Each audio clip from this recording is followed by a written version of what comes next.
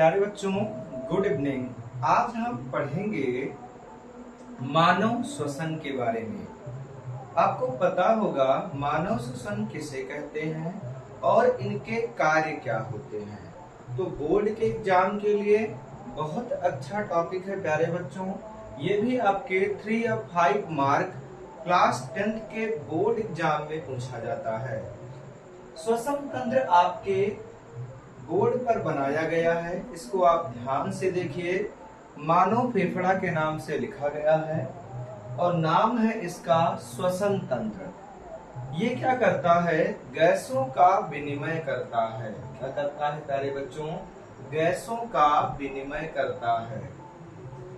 सबसे पहले हम यहाँ पर मानव फेफड़ा के बारे में जो नामांकन किए गए हैं इनको ध्यान से पढ़ेंगे और इनको याद करेंगे।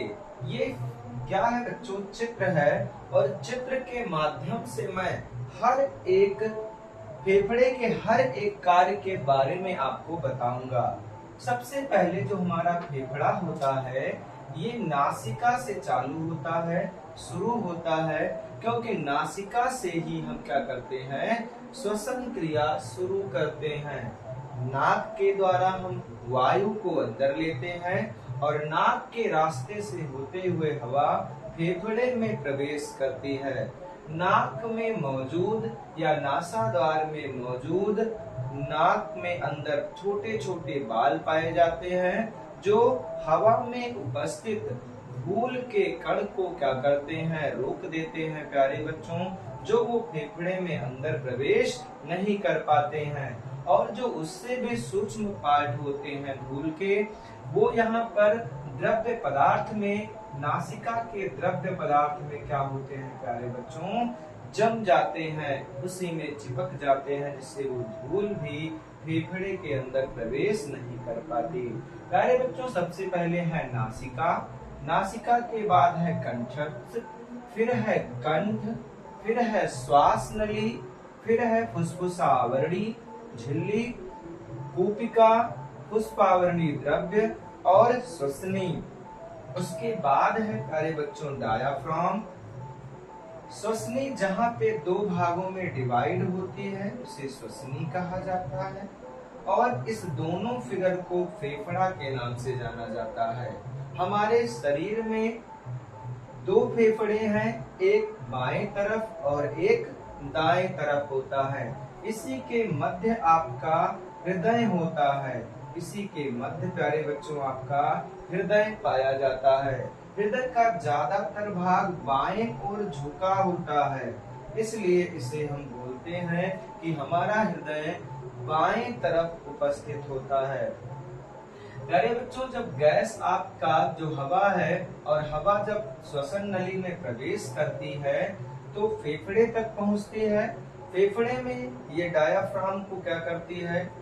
ऊपर और नीचे करने का काम करती है। जब हम सांस लेते हैं तो डायाफ्राम नीचे की ओर जाता है और गैस या हवा जाने के लिए खाली स्थान बन जाता है, जिसके अंदर आपकी हवा उसमें या गैस व्यवस्थित हो जाती है। और जब हम सांस छोड़ते हैं तो डायाफ्राम ऊपर की ओर आता है, जिससे जो शरीर के अंदर हवा मौजूद है वो बाहर निकल जाती है।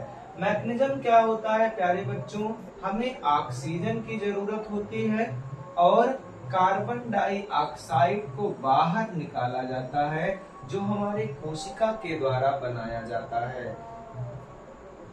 अब प्यारे बच्चों, हम देखेंगे कि जब आपका वायु फेफड़े में प्रवेश करता है तो ये धीरे धीरे कूपिका में प्रवेश करता है और हमारी कूपिका कुछ इस प्रकार होती है, जिसे हम गुब्बारे की जैसी संरचना के नाम से जानते हैं कि हमारी कूपिका क्या करती है। हमारी कूपिका की जो संरचना है वो गुब्बारे जैसी होती है तथा इसका काम क्या होता है? ये गैस को एक्सचेंज करने का काम करती है, बदलने का काम करती है। क्यों प्यारे बच्चों?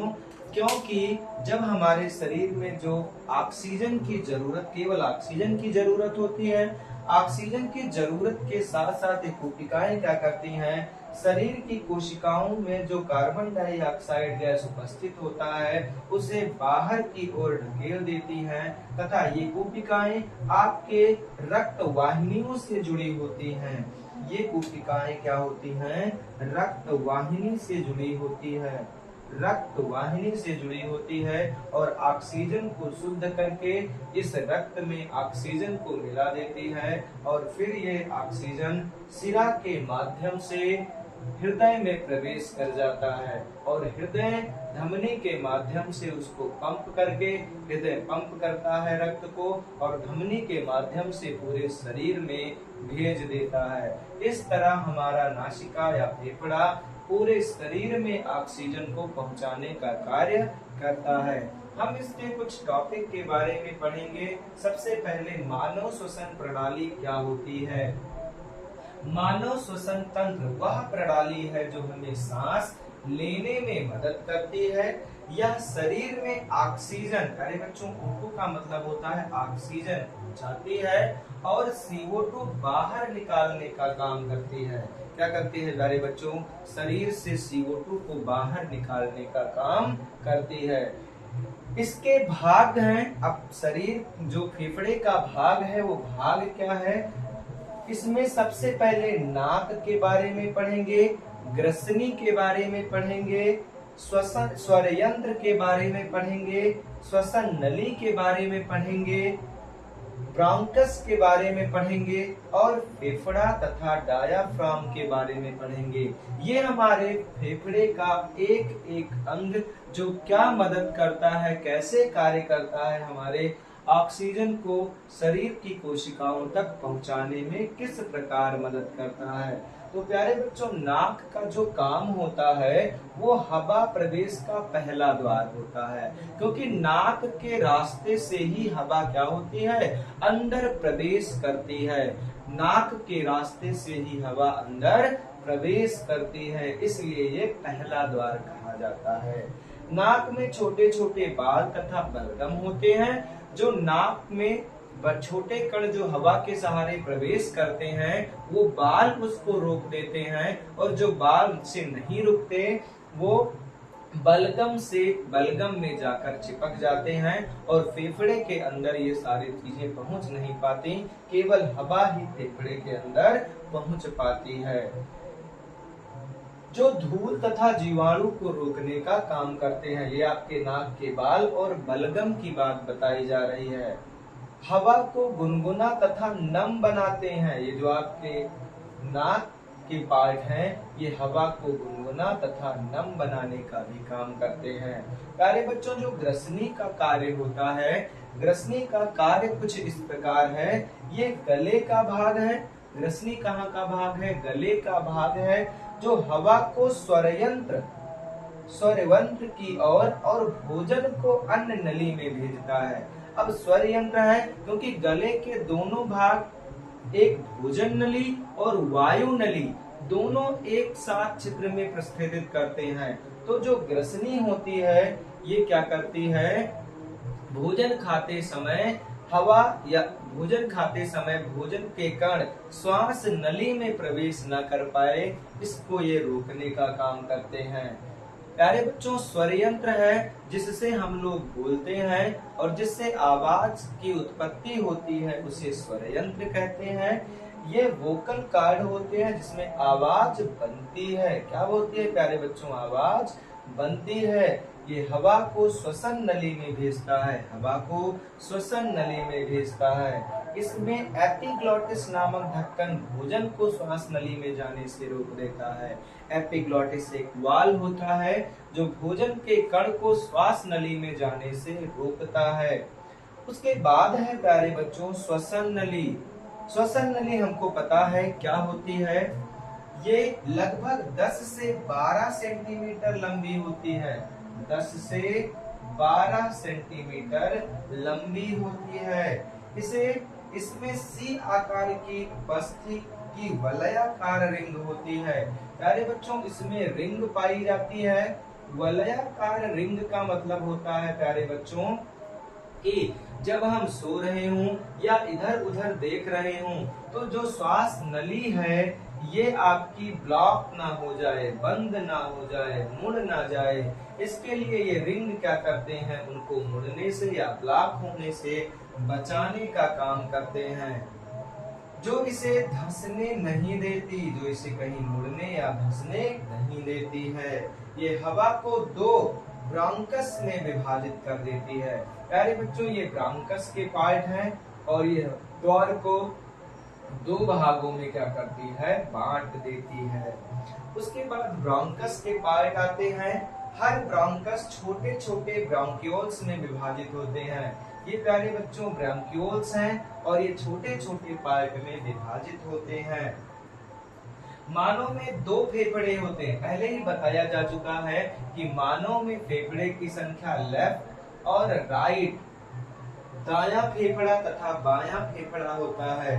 प्रत्येक फेफड़े में लाखों एल्वेलाई होते हैं। प्यारे बच्चों, पुटिका का नाम ही एल्वेलाई है, जो बैलून या गुब्बारे की तरह होता है, जिनमें गैसों का आदान प्रदान होता है, गैसों का शुद्धिकरण होता है। हमारे शरीर को केवल ऑक्सीजन गैस की ही आवश्यकता होती है और कार्बन डाइऑक्साइड को शरीर से निकाल दिया जाता है। ये प्रत्येक फेफड़े में लाखों एल्वेओली होते हैं।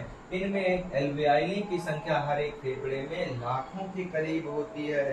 एल्वेओली गैसों का आदान प्रदान करते हैं, यानी ऑक्सीजन को अंदर भेजते हैं तथा कार्बन डाइऑक्साइड को बाहर निकालने का काम करते हैं। फिर प्यारे बच्चों डायाफ्राम है, इसे हम डायाफ्राम के नाम से जानते हैं। इसका भी श्वसन में कुछ उपयोग होता है। यह छाती और पेट को अलग करती है, छाती और पेट को अलग करने का काम करती है, क्योंकि ये हमारे छाती के पार्ट हैं जिनमें आपके फेफड़े उपस्थित होते हैं। यह सांस लेने तथा सांस छोड़ने में ऊपर नीचे होकर वायु दाब को नियंत्रित करती है। तो ये सारे काम है प्यारे बच्चों मानव फेफड़ा का, और ये बोर्ड एग्जाम के लिए बहुत जरूरी टॉपिक है। प्यारे बच्चों, हमारे YouTube चैनल का नाम है बायो वाले सर अवनीश सर, इसको सब्सक्राइब करिए और बोर्ड एग्जाम की तैयारी चित्र की सहायता से करिए, क्योंकि हम इसको आसान बनाने का काम करते हैं, जो सभी बच्चों को समझ में आ जाए और चित्र की सहायता से वो उसके भाग में ज्यादा से ज्यादा जान सके, उनके भाग को अधिक से अधिक पहचान सके और बोर्ड एग्जाम में अच्छा नंबर बटोर सके।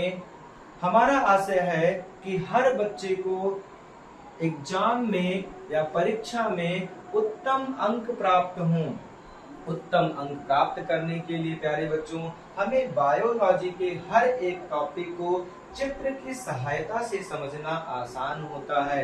अगर आपके सामने चित्र बना दिया जाए या फिगर बना दिया जाए तो आप उसके बारे में बहुत सारी जानकारी प्राप्त कर सकते हैं और लिख सकते हैं। इस प्रकार से आप परीक्षा में अच्छे अंक को प्राप्त कर सकते हैं।